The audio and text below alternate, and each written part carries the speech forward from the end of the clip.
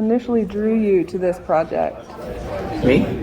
Both of you, Okay. either. You made it. Yeah. This was just such a strange story that just immediately conjured this bizarre sort of image in my mind and this sort of almost like Wes Anderson sort of vibe of like the fact that it was true and the fact that it was, you know, a real thing that happened, and just this poor, very distinguished investigator going out to talk to these lunatics on this farm about Lunatics is a strong word. she's one of them, so yes. I feel like we were just real people experiencing something unusual and yes, these strange folk. explainable. Yes. You know, just really stuck with me. And I always knew I wanted to tell this story, and then I kind of had a life experience that regarding like religion that suddenly I went, oh my God, it's the same thing that he experienced. And that was when I went, oh, okay, good. And that's when it married together and became what it is. Okay. Yeah. Awesome. What about the story do you love most? That's a good question. I think how funny it is. Yeah. Like, yeah, just like, and the sort of almost endearing like way that people think of it. It's so, I love the diabolicalness. I don't know if that's a word. Sure. It's the diabolicalness of it, and Yeah. if people's willingness to participate Yeah. and join in and believe in something. That, you know what, you actually nailed it. I think what actually I like the most is the mystery, but the mystery of not of whether this is a real thing, because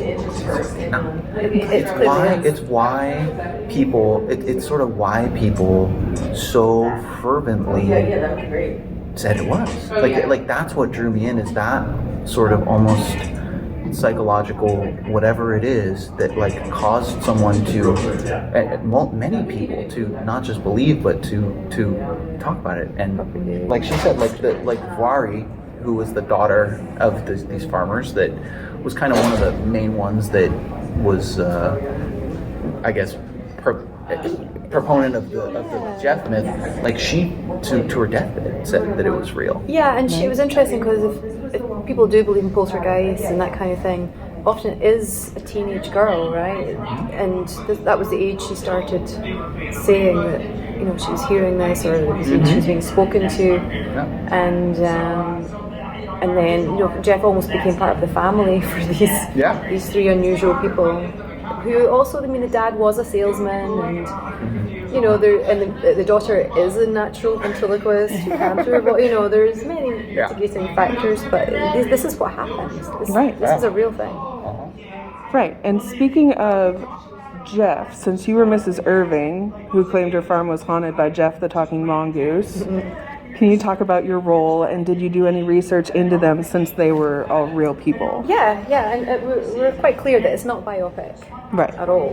But I did take the research quite seriously and read everything I could, and we had a text chain going with swapping information and listened to music from the area. And I actually went to the Isle of Man and stood on the ground, which is now called the Spooks. The local people now call it the Spooks because they thought it was so haunted. And I actually stood there and I spoke to people who had met them and knew them. And everyone in the Isle of Man had a real good sense of humour about it. And so I did all my research and then kind of threw it out the window and played the scenes as they were written, but then hopefully bringing through an essence of the reality of this woman who local people were a bit scared of her. Yeah, you were scared? I mean, she's being nice. No, I know. It's great. It was beautiful. Since this is based on real people, are there any other true stories that you'd like to explore in the future? Yeah, I'm writing another squirrely biopic right now. Okay. And these biopics, like this one, again, like I obscure or niche, or that you're like, oh, this is a weird one, but I'm also really into this. Sounds like me. It's amazing.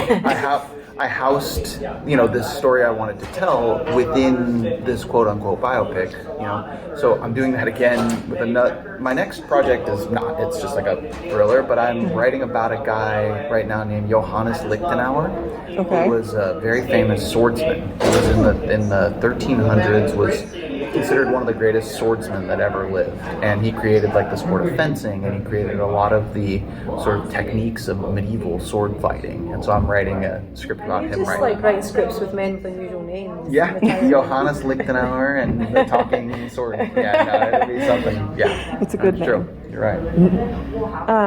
Since the film takes place in the 1930s, were there any challenges creating a film from that time period? Our production design were incredible. I mean, and it was shocking, like how good they were. Just because, like, you know, as somebody who had not made a period piece before, I had no concept of how difficult that was or how easy. And it was amazing. I kind of almost could snap my fingers and say, like, okay, this needs to be a street in the 1930s. Everyone, and they're like, cool, no problem. And then it is. And it was incredible. Really it was well made. it was actually weird. Yeah, it was. And I couldn't believe it. The walls, the wood in the walls. Yeah. I didn't know they'd shipped it in and actually reconstructed the interior of the house. They did an amazing job in Leeds. They were incredible. Like, an absolutely amazing production design team. And so the challenges were non-existent for me. If you asked them, they'd probably be like, oh my God. But I would just walk in and be like, oh my God. They had some chicken what slays and then there would be chickens. Yeah. Suddenly you're in the 1930s just by stepping on set. It was incredible. Yeah, and really quickly too. Yeah. Absolutely amazing. Okay, speaking on research again, how hard was research for the movie, considering a lot of records for their Nandor research into the paranormal was lost because of World War II? Yeah, so there is still a decent amount, and most the most prominent sort of research I did was from his book, Between Two Worlds, and he talks about this exact incident. And then a guy who went out before him, Dr. Harry Price, also wrote a journal, like a short journal entry about his experience there. But again, like, I didn't approach this as like I'm doing a biopic about Albert Einstein, right? Because nobody knows who the hell Nandor Fodor is. Very few people do. So I was had a story that I really wanted to tell, and I knew that this was almost a parable that would represent that story and that message. And so I took the parts of it that I knew would serve that and included those in the script. So if someone was a Nandor truther, they would watch this film and be like, no, he didn't say that to the wall. He said, and it's like, I don't really care. The most important thing for me was telling the story and maintaining as much of the actual true events as I possibly could, which I did a lot. Yeah, and a lot of the original stuff is funnier than anything you would make up. It's true. So why not use it? If you made it up, you wouldn't believe it. And then just as a closing, is there anything else that you'd like to tell people? I would like to say how great Simon was. No, I'm pointing at you. Adam was at directing us. And how great Simon Pegg is in the movie, and Minnie Driver and Tim Downey, Gary Beadle, and Jessica and Paul Kate. Yeah. Sorry, but I pointed at you as that you're becoming one. You and Simon are becoming the same person. We are Adam Simon Pegg. I did a The great cast job. was amazing. I mean, like, I really wanted just an amazing cast of British character actors, and that's what I got. So, and Christopher Lloyd. Oh yeah. My brain. I've done too many. It's true. Yeah. All right, well, thank you so much. I appreciate your time. Yeah, for sure. Thanks a lot. Thank you.